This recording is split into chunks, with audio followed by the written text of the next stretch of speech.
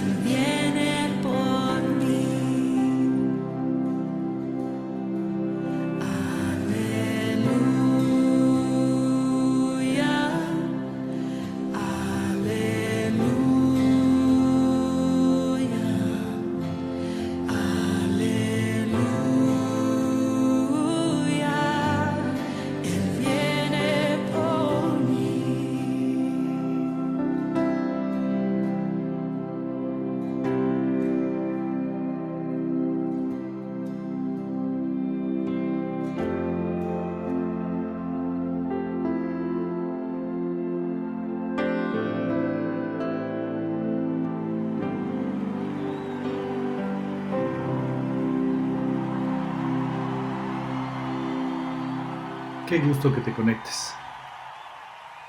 Recuerdo que la última vez que estuve con ustedes, les hablé de cómo hacer de tu corazón un lugar para Cristo. Mira, entender la importancia de que Cristo viva en nuestro corazón, hacerlo tu Salvador personal, es tan importante que este hecho decide en dónde pasaremos la eternidad. ¿Separado de Dios viviendo un infierno o cerca de Dios, que es un cielo completo? Pero antes de continuar, vamos a orar, para que Dios sea el que hable en nuestro corazón y Él mueva nuestros pies hacia lo que Él quiere para nosotros. Padre bendito, te damos muchas gracias este día, este domingo, Señor, por habernos traído a ti, por permitirnos abrir nuestra computadora y escucharte. Gracias por este medio que nos permite, Señor, escuchar tu palabra, pero sobre todo que nos permite y nos hace pensar en ti. Bendice a todos los que estamos aquí y guarda su casa. En el nombre de Cristo Jesús. Amén. Y bueno, recuerdo que aquella ocasión les hablé de una terrible estadística que un día nuestro pastor nos compartió. Él decía que solamente el 20% de los que asisten a la iglesia en verdad le han entregado su corazón a Dios.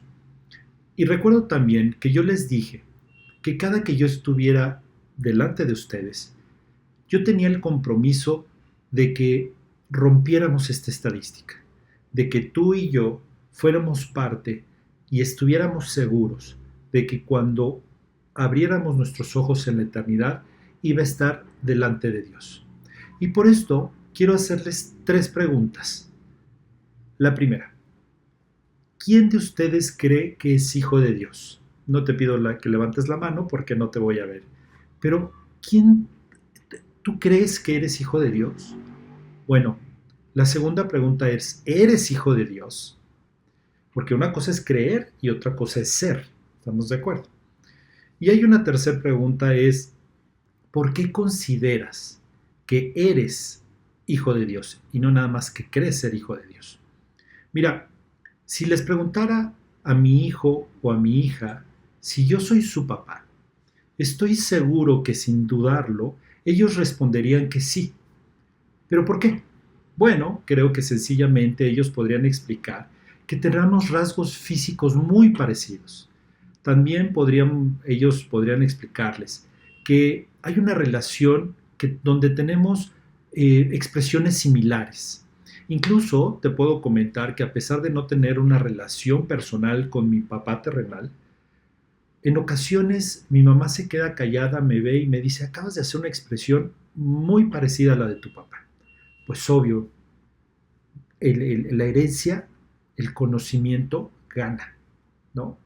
Bueno, asimismo, regresando a mis hijos, ellos pues te podrían hablar acerca de los gustos que compartimos juntos e incluso te pueden hablar de quién soy, te pueden decir qué me gusta, cómo reacciono, cuáles son mis deportes favoritos, inclusive cuando estoy callado. Ellos te pueden decir si es un silencio porque estoy molesto o porque estoy disfrutando del momento. Pero inclusive cuando hablo mucho, por ejemplo, ellos pueden saber si es porque estoy nervioso o porque en verdad estoy disfrutando de la charla. Ellos perfectamente saben quién soy, me conocen y comparten conmigo un montón de cosas que hace inevitable saber pues que somos familia, que llevamos el mismo apellido. Y lo más importante de todo, muchas ocasiones me han dicho, oye, no conocí a tus hijos, pero es igualito a ti. Tu hijo, el varón, es idéntico, eres una gota de agua. Me dicen, tu hija se parece muchísimo a tu mamá, pero tiene rasgos en donde te puedo encontrar perfectamente. ¿Pero por qué te digo todo esto? Bueno, te voy a explicar. La Biblia enseña que en un sentido general, toda la humanidad es creación de Dios. Él es nuestro creador. Pero el título de Hijo de Dios, en sentido particular, está reservado para aquellos que han recibido a Jesús en su corazón y han sido nacidos de nuevo o han nacido de nuevo o regenerados por el Espíritu Santo. Pero no me creas a mí, vamos a ver qué dice la palabra. Juan 1, 12 y 13 dice: Mas a todos los que les recibieron, a los que creen en su nombre, les dio potestad de ser hechos hijos de Dios, los cuales no son engendrados de sangre, ni de voluntad de carne, ni de voluntad de varón, sino de Dios, por la voluntad de Dios. Pero fíjate, Dios es muy grande y Él no se queda ahí, siempre va un paso más adelante para ser bien claro en las instrucciones que tiene para ti y para mí. Dice Romanos 8:14: Porque todos los que son guiados por el Espíritu de Dios, estos son hijos de Dios. Oye, David, entonces se contraponen, porque uno dice que a los que le recibieron les dio potestad de ser hechos hijos de Dios, pero este dice que los que son guiados por el Espíritu de Dios, por el Espíritu Santo, estos son hijos de Dios. No, no hay forma que se contrapongan. Lo que pasa es que son complementarios. Cuando tú recibes a Cristo en tu corazón, el Espíritu Santo ahora es el que te guía. Por lo tanto, si te das cuenta, son dos pasos. Uno, recibirlo, y dos, ser guiado por el Espíritu Santo. Es muy importante que esto lo entendamos para poder continuar entender lo que te quiero decir en este estudio. Mira, te lo digo porque durante muchos años en mi caminar con Dios, pensé que haber hecho una decisión por Cristo, esto es, invitarlo sin ningún compromiso a mi corazón, era suficiente para asegurar que un día lo viera, que mi boleto al cielo estaba seguro y que no necesitaba tomar ninguna decisión adicional para poder verlo algún día cara a cara. A ver, no me malentiendas, ni me malinterpreten. Invitar a Cristo a tu corazón y aceptarlo como tu Señor y Salvador es suficiente para irte al cielo. El problema radica en la honestidad de tu decisión y en la preparación sincera para querer estar junto a Él. Si tú no eres guiado por el Espíritu Santo, tenemos que preguntarnos si realmente lo invitamos y Él está dentro de nuestro corazón. Por eso eran bien importantes estos dos versículos anteriores. Mira, la vez pasada también recuerdo haberte dicho que cuando uno tiene un encuentro con el Señor Jesús, es imposible, completamente imposible seguir viviendo igual que como lo hacías antes de conocerlo.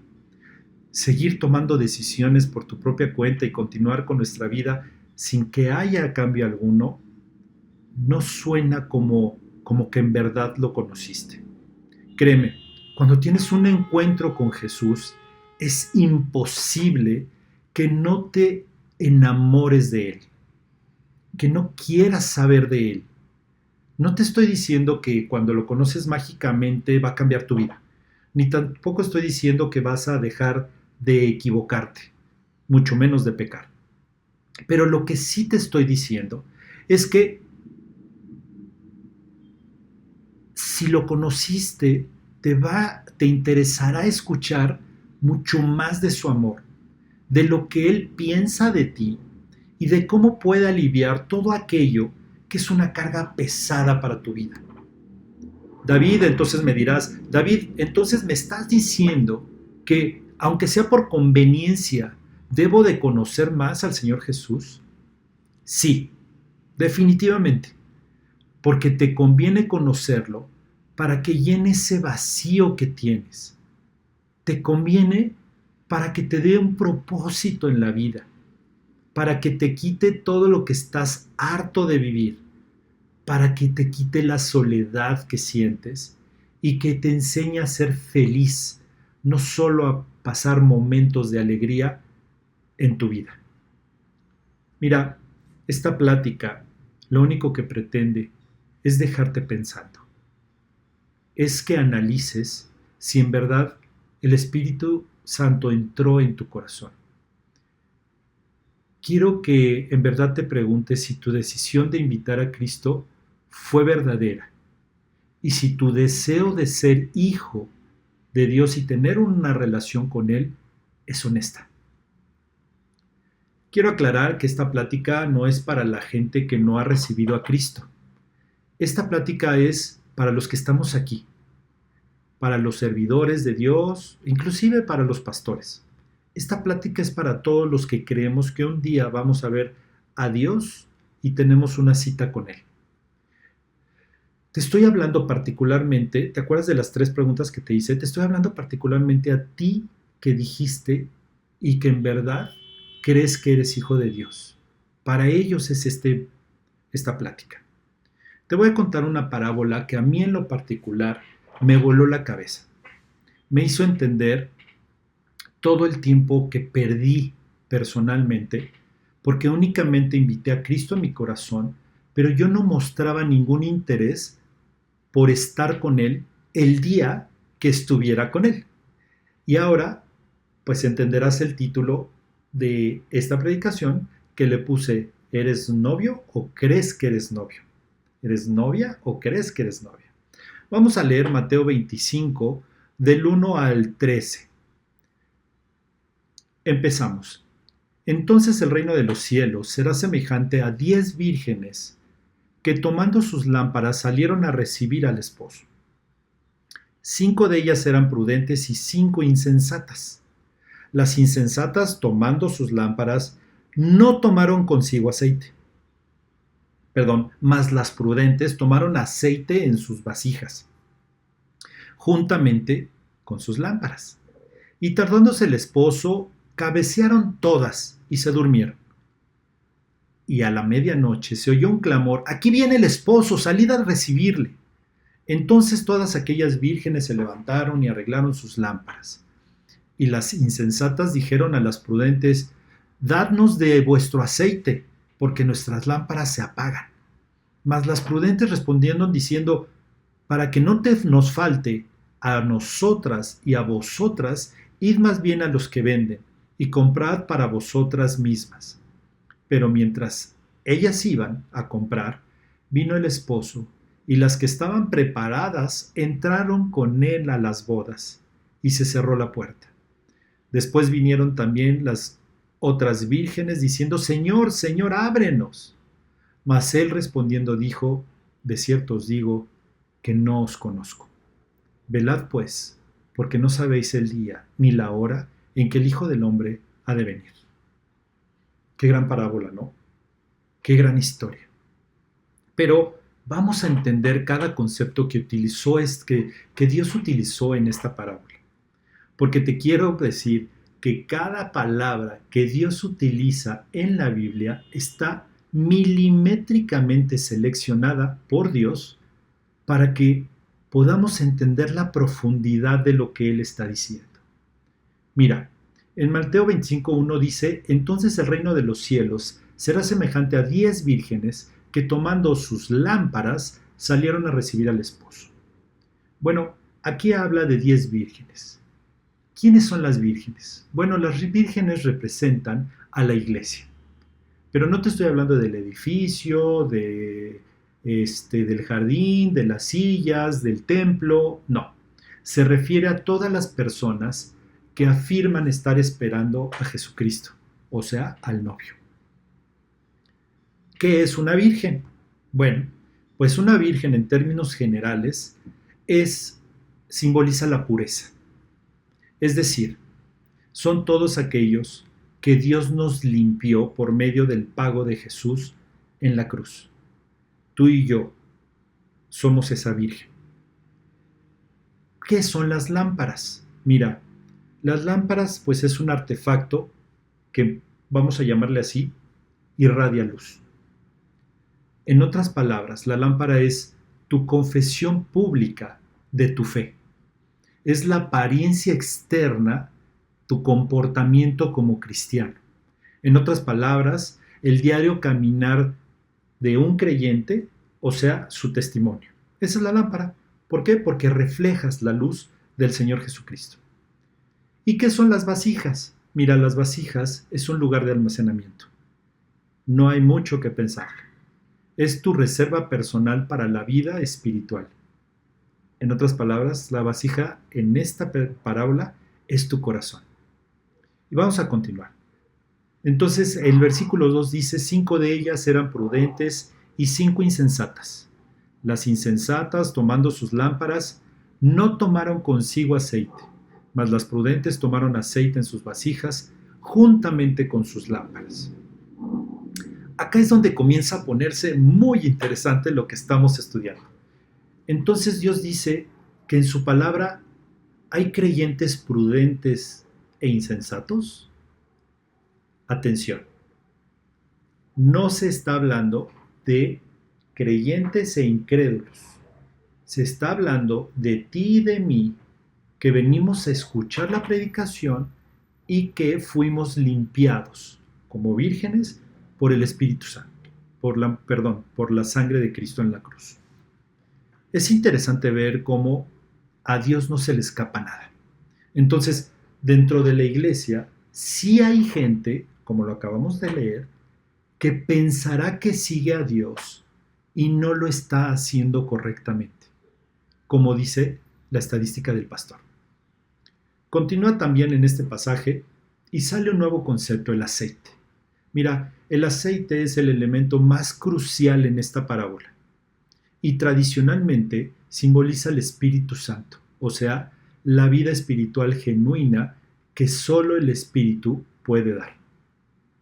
Aunque la Biblia no dice explícitamente el aceite simboliza al Espíritu Santo, sí utiliza el aceite en contextos que lo asocian con la unción divina, que es la función clave del Espíritu Santo. No me creas a mí, vamos a la palabra.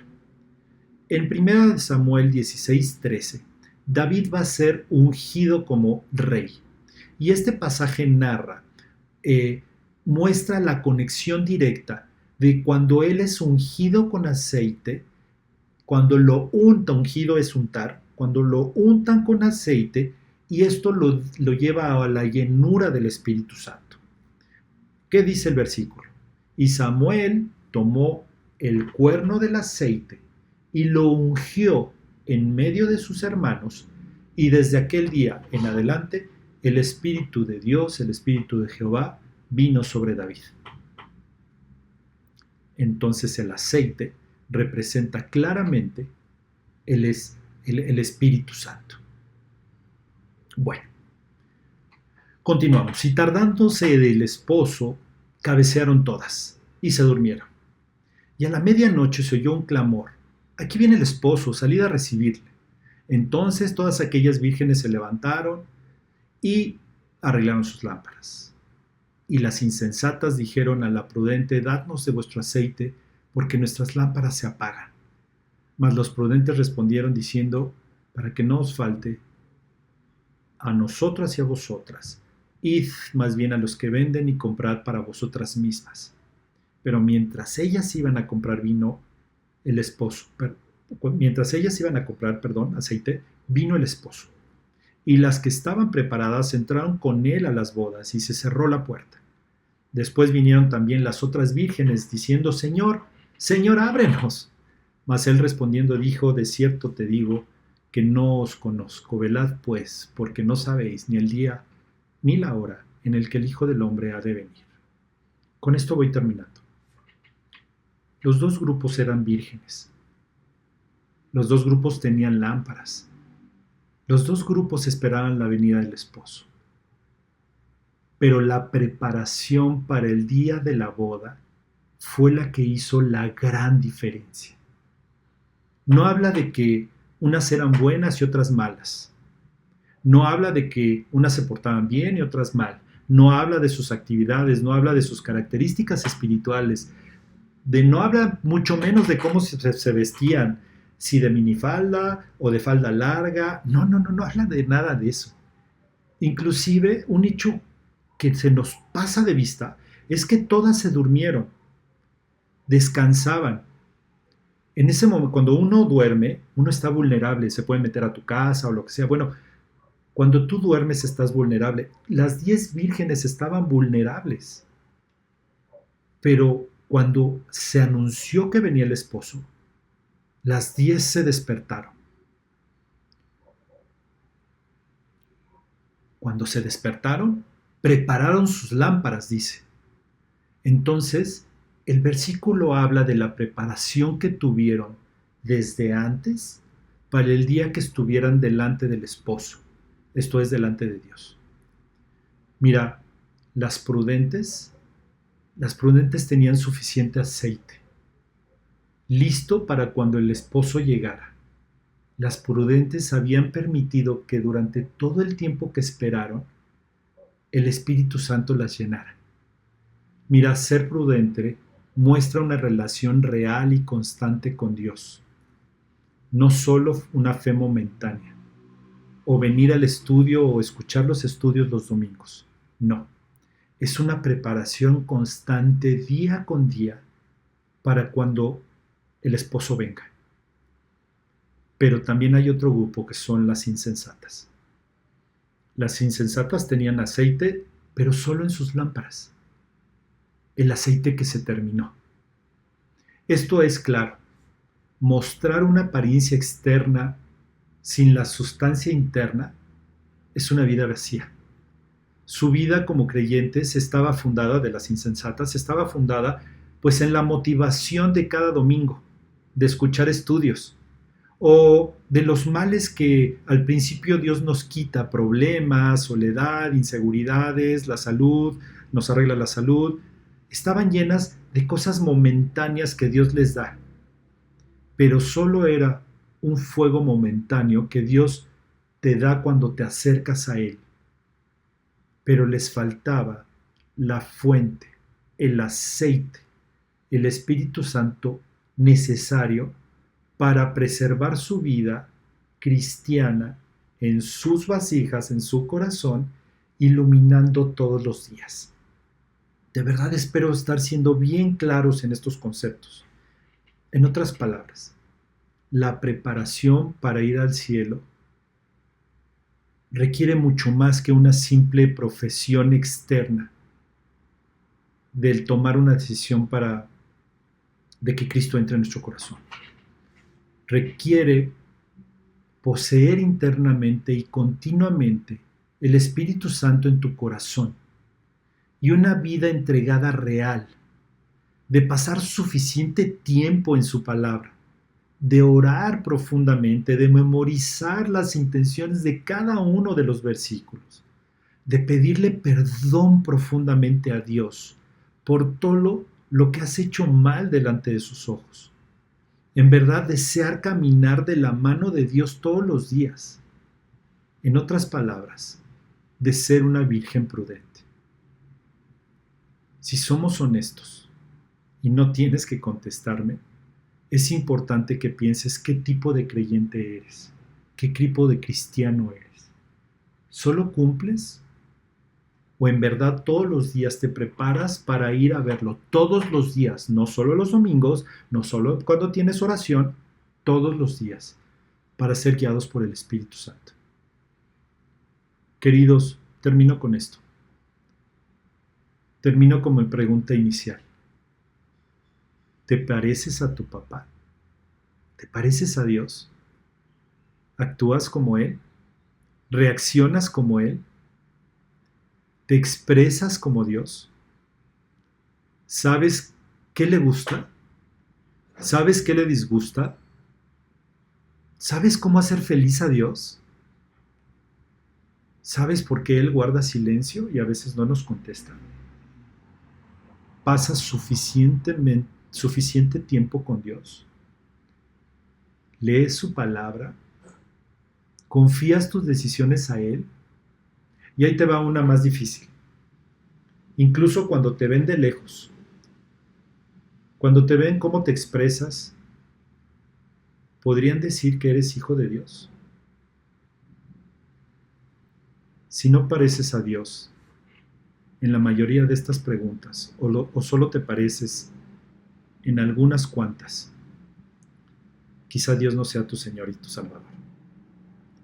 Pero la buena noticia es que hoy puedes conscientemente hincarte, platicar con Él.